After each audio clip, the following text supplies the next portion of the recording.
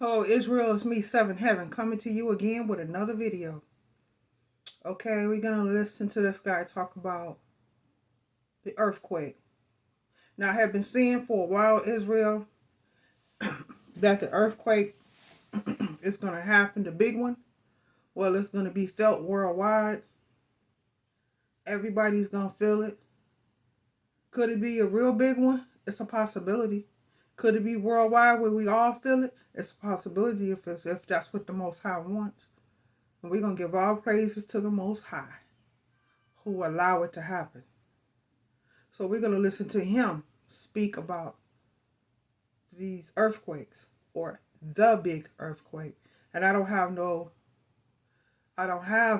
rights to the video, nor do I have any rights to the music.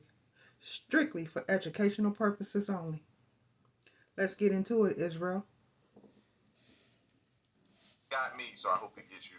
And we're going to check this thing out and see what's going on here. So if you're new, you know what to do. Hit that subscribe button and join the family. Let's check this out. Just a few months ago, scientists announced the San Andreas Fault is due for another major earthquake, specifically in Southern California. Think about earthquakes, you're probably thinking about earthquakes along the San Andreas Fault because of the big famous ones in San Francisco and Los Angeles.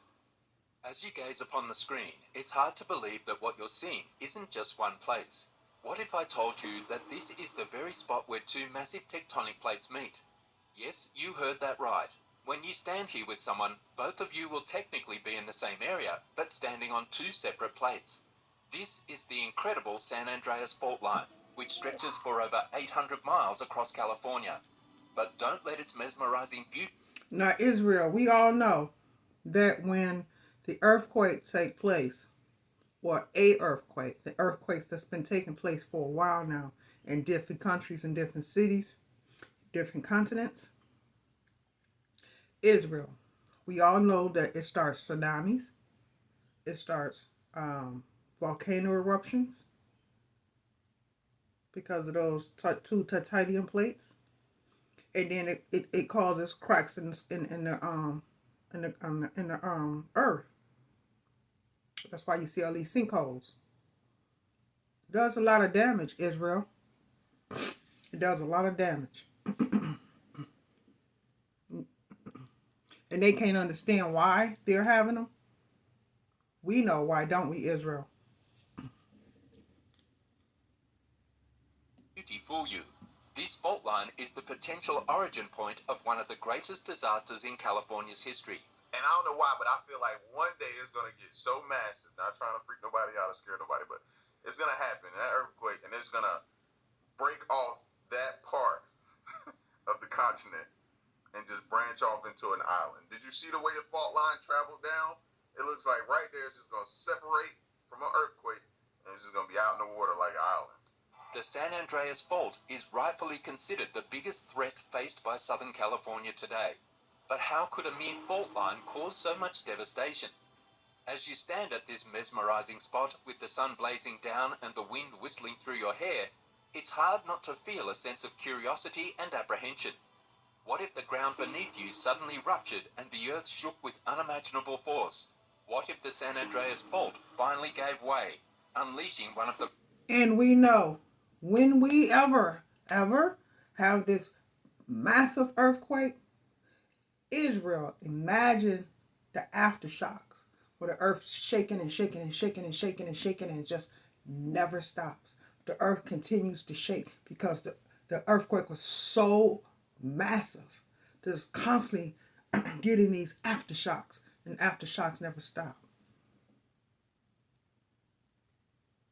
The most catastrophic earthquakes in history. The San Andreas Fault is not just a mere line on a map. It's a ticking time bomb that could bring untold destruction to California. To truly comprehend the danger it poses to unsuspecting Californians, we must first delve into its geography. The San Andreas Fault Line is formed by the Pacific Plate and the North American Plate lying adjacent to each other. These two massive plates constantly rub against each other, building up immense pressure that is eventually released in the form of earthquakes.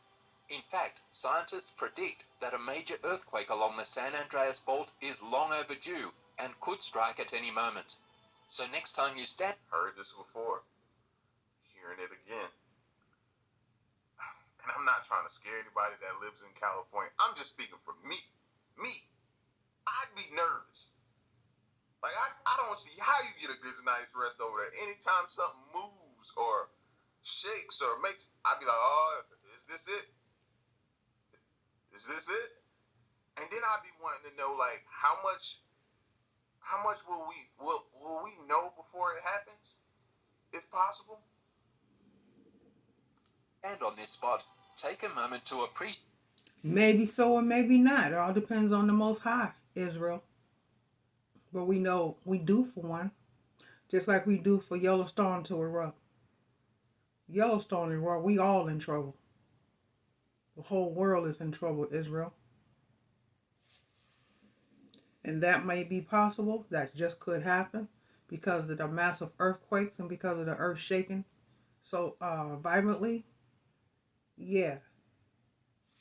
That could happen, Israel. Appreciate the beauty of the landscape, but also the looming threat that lies beneath your feet. But what exactly is the San Andreas Fault Line? The San Andreas Fault Line... And let me say this too, Israel.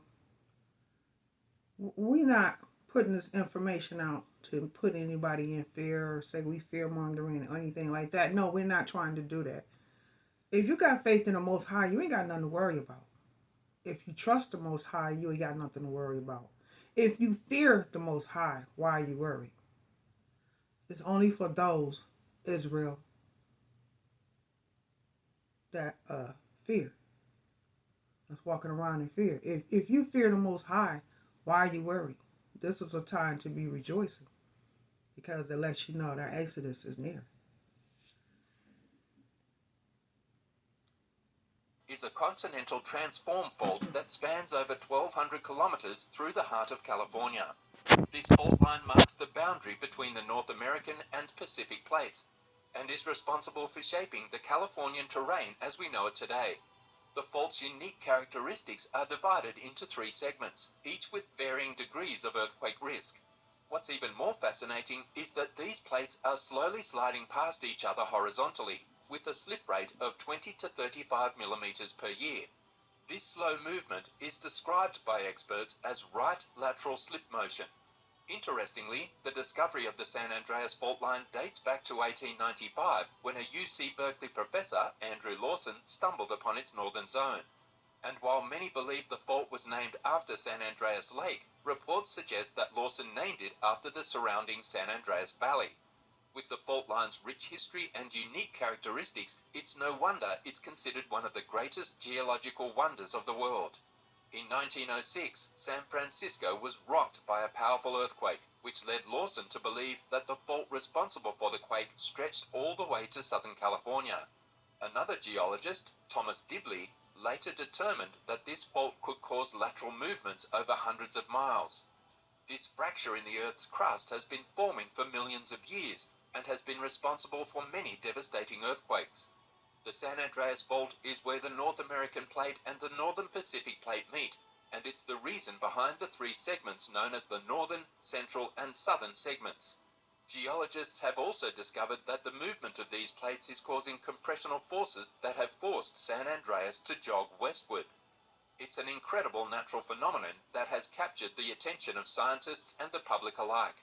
The San Andreas Fault is no stranger to Californians. In fact, a majority of the state's population resides close to this infamous fracture. In some towns, the very... How do we even allow that? How do we allow that? Because then in my mind, I'm thinking if something happens, then that blood is on everyone's hands. Just for allowing people to live that close to that fault line. Like, seriously? Like, some stuff just don't make sense to me. very roads people drive on are built right on top of it. Even the Bay Area Rapid Transit System of San Francisco has a tunnel that cuts through the fault area. Scientists are constantly worried about the potential dangers posed by this fault line, especially as most of it is now covered by development, putting countless lives at risk. But if you want to witness the power of the San Andreas Fault with your own eyes, head up north on Interstate 5 until you reach the Tejon Pass. Here you'll find a visible reminder of the tectonic forces at work. one plate scraping against the other, leaving behind a trail of grey quartz monzonite and brown sediment sandstone and siltstone. These rocks could never have formed together naturally. Only the sliding movement of the plates made it possible. And between these two layers lies the true heart of the fault, a layer of black rock known as fault gouge. It's a humbling sight, a reminder of the incredible forces that shape our world and the dangers they pose. The San Andreas Fault is a ticking time bomb, and the consequences of its next eruption could be catastrophic. In fact, if a major earthquake were to strike the area, it could very well sever Interstate 5, the main transportation route to and from Los Angeles, leaving thousands stranded. As you continue north into the Central California Valley and venture west, you'll reach the Carrizo Plain, a rural area thankfully spared from development over the fault line. But the Elkhorn Scarp is the place to be if you want to witness the true power of this geological marvel. From high above, you can clearly see the dramatic dip between the two plates. It's not just the land that bears the marks of this fault. The local waterways are also subject to shifting forces. Creeks that cross the fault line often find their courses altered over time as the plates continue to move and grind against each other. Seismologists warn that the southern portion of the San Andreas Fault is long overdue for a major release of stress. It's been over 160 years since the last one in 1857, and the longer it goes without release, the greater potential for a large-scale and devastating earthquake. It's not a matter of if. And knowing this, again, hate to travel back down this road. How could you live there? How? And then point number 2, knowing this, how is the house, the price for housing over there so high, sky high with that looming in the background? Like, these places should be cheap. We on a fault line. Like, I don't get it. Why is it so sought after to live over there? But when the next one will strike? Are we on the brink of a devastating earthquake? That's what seismologist Thomas Jordan warned a few years ago. According to him, the southern portion of the San Andreas Fault is locked, loaded, and ready to go, meaning it could generate a massive quake at any moment. The cause? The Pacific Plate is moving faster than the North American Plate, putting tremendous stress on the fault line. While the northern portion has already experienced catastrophic quakes in the past, the south has remained relatively calm, leading experts to believe that a major event is inevitable. While the fault moves imperceptibly in some areas, thereby avoiding earthquakes, researchers have discovered that the middle section may have experienced high-magnitude quakes in the past. According to Genevieve Coffey, an earthquake geologist, large quakes may have happened within the last 3 million years. Even if it doesn't trigger a massive quake, the section could act as a conduit for earthquakes originating from the northern and southern sections of the fault. Seismologists have been releasing forecasts every few years to keep the public informed and prepared for the big one. Shockingly, the estimated effects of a hypothetical 7.8 magnitude earthquake in California are catastrophic, as predicted by various models and environmental scientists. Imagine a massive earthquake hitting the Coachella Valley in California. What would the consequences be? To get a better idea, let's take a look at a groundbreaking earthquake simulation created by the California Academy of Sciences. While the San Andreas Fault is often considered the most significant source of seismic activity in the region, there are numerous other fault lines running through California that could be just as dangerous. Just add insult to injury right there. Nah, it's not just this one. We got more. Come and see. Are you kidding me? No, thank you. And trust me, I'm one of them kids that wanted to move over there to California. The allure got me. But knowing this, no, man, this would age me too quick living there. One of these is the Hayward Fault, which runs parallel to the San Andreas Fault and is responsible for much of the movement between the tectonic plates. In the simulation, you can see what might happen if just 50 miles of any fault line ruptured. The resulting quake would be about 1/16th as intense as the I think California would feel the earthquake first, considering they get the most earthquakes. Just my perspective, but I believe that California would feel that earthquake first, and then the rest of us would feel it. devastating 1906 earthquake that hit San Francisco. The severity of the ground movement would depend on factors like the proximity of mountains and the type of soil. By factoring in these variables, scientists can estimate the intensity of the shaking that would occur. Now get ready to hold on to your seats as we explore the potential aftermath of an earthquake that's been dubbed the Big One. Experts warn that California is at a high risk of experiencing a massive earthquake within the next 30 years, with the likelihood. Don't think it's going to be 30 years for California to feel an earthquake. And then I just say California first. Pay attention, Israel. Of magnitude 6.7 or greater hitting the state at a whopping 99%. The Cascadia fault line, which recently caused a 9.2 magnitude earthquake, is a reminder of the devastating power such natural disasters can have. While the upcoming earthquake is expected to be limited to a magnitude of 8, the destruction it causes will be significant, but thanks to the Alquist-Priolo Earthquake Fault Zoning Act, the impact will be minimized as only a few constructions are in the zone. Nevertheless, the quake will damage around 90 fiber optic cables, 966 roads, 39 gas pipes, and 141 power lines. The cost of repairing damaged buildings alone is estimated to be around $35 billion. Experts warn that the ensuing fires could be even worse. That earthquake that's getting ready to happen, Israel's, is going to be catastrophic. It's going to be so bad, Israel, that even if we were to attempt to recover, it would take a long time. Now, it definitely would be 30 years. That's how massive and severe that earthquake is getting ready to be, Israel. It's getting ready to be bad. And like I said, we're not trying to fearmonger. We're not trying to reach. We just putting out the information just to let you know we are due for a big earthquake. And it is going to happen whether we're ready for it or not. Not up to us, but it's up to the Most High. Worse than the ground shaking, with hundreds of blazes igniting and emergency personnel struggling to keep up. The water, gas, and electricity lines are severed, and the modern buildings, although still standing, are unusable. And to make matters worse, seasonal winds could fan the flames. USGS seismologist Lucy Jones warns that it's not just about the immediate impact. The long-term effects could be devastating, with a collapsing economy and people abandoning the region altogether. Southern California may never be the same again. When the big one hits, Southern California will be hit hard, causing significant damage. However, Californians are no strangers to earthquakes, so maybe the consequences won't be as severe as predicted by Lucy Jones. Now, let's talk about one thing, right? How many people do you think understand these possibilities of this can happen? How many people you think know about this fault line? Let's start there. I'm pretty sure a lot of people know, right? How many people you know that are aware that we're overdue?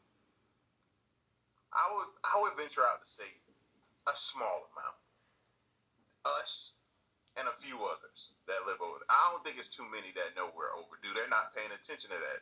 They're probably into those that are over there, possibly are into the nightlife, Hollywood, California, all that kind of stuff like that. It never rains and all that type of stuff. So this year the weather got crazy. All that right now, Israel's not going to help you. When you don't have nothing and everything is destroyed. You have nothing, Israel, and everything is destroyed. Let that sink in for a minute. Just think about that. When we have this massive earthquake and it is felt worldwide, you're going to have nothing because everything is going to be destroyed. Why? Everything is going to get destroyed, Israel, because of the aftershocks. Something that big of a magnitude, Israel, was going to send aftershocks after aftershocks after aftershocks. And sometimes the aftershocks is just as worse as the earthquake. Crazy, but they're probably not even thinking about this. I hate to say it, but some of them aren't aware of this. this information needs to get out so people have the opportunity to make their decision whether or not they want to stay or go. But this type of stuff will get buried. Why? Because money. They don't want people leaving. They'll try to say, it's not going to happen. It's not going to happen. They'll sell you that dream. But earthquakes can cause aftershocks that trigger tsunamis, which can lead to flooding.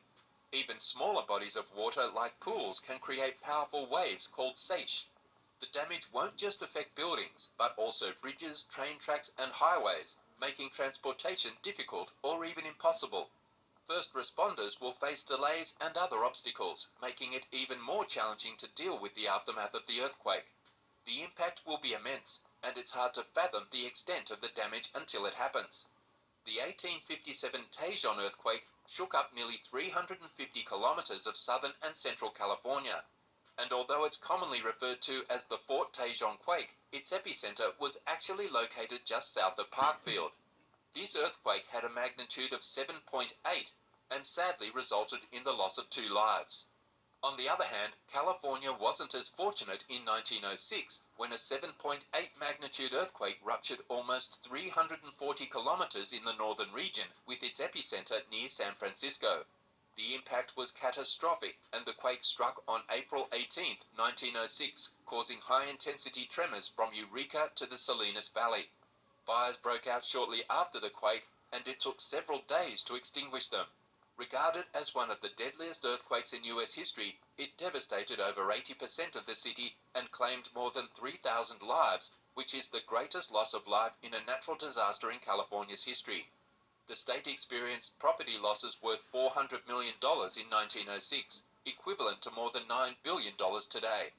San Francisco was struck by another earthquake on March 22, 1957, but this one was considerably less severe than the devastating 1906 quake. This one was measured at a magnitude of 5.7, and while it caused financial losses of about $1 million, only one person died in the quake. The epicenter of the 1957 earthquake was located on the San Andreas Fault, which lies in the ocean west of San Francisco. The Loma Prieta earthquake of 1989 ruptured about 40 kilometers near Santa Cruz, California, with a magnitude of almost 6.9. While it caused moderate damage to some vulnerable areas in the Bay Area, it claimed the lives of 63 people. The most recent earthquake in the region happened on September 24, 2004, when a 6.9 magnitude quake shook the Parkfield area. The aftershocks of the main event continued for a week.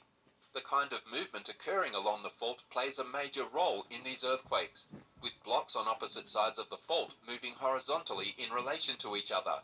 During the 1906 earthquake, roads, fences, and rows of trees and bushes crossing the fault were offset by several yards, and the roads crossing Tomales Bay were offset by almost 12 feet. The ground west of the fault moved relatively northward due to the sudden offset, capable of initiating an earthquake occurring in one section of the fault at a time. The total offset unevenly accumulates over time, primarily by movement on one section, followed by movement in another section of the fault. The San Andreas Fault's massive earthquakes happen when the locked and silent sections accumulate strain for over 100 years. The built-up strain is then released in great jolts, causing massive earthquakes. However, some sections of the fault experience creeping movement instead of producing sudden earthquakes. Over the past 20 million years, the total displacement accumulated from this movement and earthquakes is estimated to be around 350 miles. Experts have studied segments of the fault between the Tejon and Salton Sea in detail and found geologically similar terrains on opposite sides of the fault, which are now separated by 150 miles. The movement of some crustal blocks may have been through 20 or more degrees of latitude. There are many such segments called seismic gaps along Earth's plate boundaries, including the San Andreas, where no large earthquakes have occurred in a long time. Scientists have achieved some success in predicting when some of these gaps will produce earthquakes. According to geological studies, earthquakes have occurred every 150 years on the southern part of the San Andreas Fault in the past 1,500 years. The last major earthquake... Come on now. Every. What does that mean? Simple. Every. Right? So we're due. And then I think they say we're due and they just move on with it. Like, like it's being taken lightly. No, bro, these are lives. These are lives at stake, man. I don't think I could ever go over there and be comfortable knowing that we're due and at any given moment. And then the way my brain operates and thinks, not on the paranoia level, but just soon as I would. We are due. It is not the question of where, it's the question of when. We know it's going to be worldwide, Israel. The question is when it's going to happen. Like he said, yeah, we are due for an earthquake. And yeah, it is going to happen. Question is when it's going to happen. Because it's going to be way worse than the one that happened in 1957 or 1800 or whenever. This one is going to be felt worldwide. That's how bad we are due for one, Israel. Israel, we've been getting ones here and there and here. But the big one, yeah, that's the one that's going to cause the most damage. Touchdown there, I would be thinking about it. Oh, and then you know that thing in the back of your mind is start messing with you. Like, all right, wait until I get here to decide you want to start shaking now. Why? I bet it happens when your mind start playing tricks with you. No, man, it's what ultimately aged me by 50 years, bro. I wouldn't be able to enjoy myself. I couldn't, not knowing all this. But I would rather have this information than be walking around blindly any day. Occurred in 1857, which means the next one is likely to occur within the next 30 years. The San Francisco Bay Area faces a lower risk of a massive earthquake since less than 150 years have passed. Don't let them think. Don't let them fool you, Israel. It ain't going to be the next 30 years. It may be when the Most High is ready for it to happen. And we don't know when that is. All we know is, Israel, for sure, that we are going to have one. It ain't going to be no 30 years from now. It's on the Most High timeline, not ours. Since the 1906 event. Nonetheless, the area can still experience moderate-sized earthquakes, which may pose a potential hazard at any time. Experts, however, believe that a large earthquake won't occur without warning. Before such an earthquake, there will be several years of heightened seismic activity, including multiple aftershocks of magnitude 5 or greater along the San Andreas Fault. Seismologists predict that significant changes in the Earth's surface will occur before a massive earthquake. These changes may include the shortening of survey lines across the fault, elevation changes, and changes to the strain meters placed in various wells. The section of San Andreas near Parkfield in Central California is a crucial area for research on earthquake prediction methods. Moderate-sized earthquakes have been occurring in this area every 20 to 22 years for almost a century now. Parkfield has been susceptible to a magnitude 5 to 6 earthquake since the Great Earthquake of 1966, and one did occur in 2004. The Hayward Fault, which runs along the base of the Berkeley Hills and passes through the University of California, is also a significant risk. It crosses several dormitories and a theatre, as well as the steps of the California Memorial Stadium. Although scientists know that the fault moves slowly, they are aware that faults can rupture and cause sudden earthquakes without any warning. A professor named Richard Allen from Berkeley has warned that the Hayward Fault is particularly dangerous. The last time it caused an earthquake was in 1868, so it is considered overdue for a significant event. Allen has also predicted that an earthquake on this fault could cause the stadium field to liquefy. Experts have acknowledged that massive earthquakes are a fact of life in California, but there are ways to prepare for them. To defend against a hazardous earthquake, California is implementing 3 major strategies.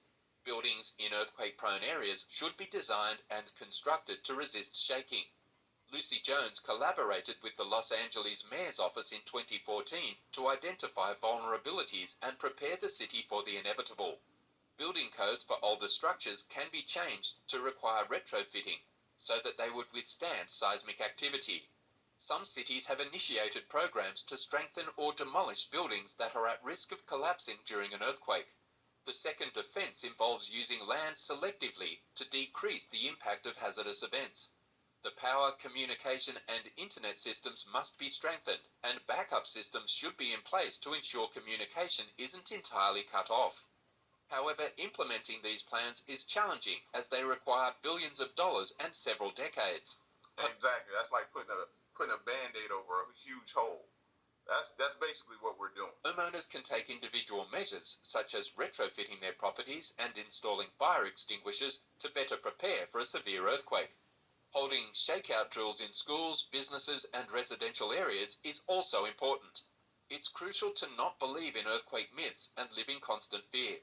Geology reports have confirmed that California will not break off from the US and slide into the sea when the big one hits, as depicted in sensationalized versions of popular fiction. Now, imagine you're in the middle of an earthquake. The ground beneath your feet is shaking and everything around you is moving violently. What do you do to ensure your safety? One thing is for sure, you can't rely on anyone else to protect you. You need to take matters into your own hands and quickly find a safe space. If you're indoors, crawl under a sturdy table or other furniture to shield yourself from falling debris. Don't move around or you risk getting hurt by broken glass or other objects flying around. The ground can throw you off balance, causing you to fall and suffer injuries. In case of a severe earthquake, emergency responders may take longer to reach you due to road closures or other obstacles. That's why it's crucial to have a plan in place before disaster strikes. Identify the safest spots in your home and practice dropping, covering, and holding on with your household members. Keep water and snacks stocked up in every room and be prepared to evacuate if necessary.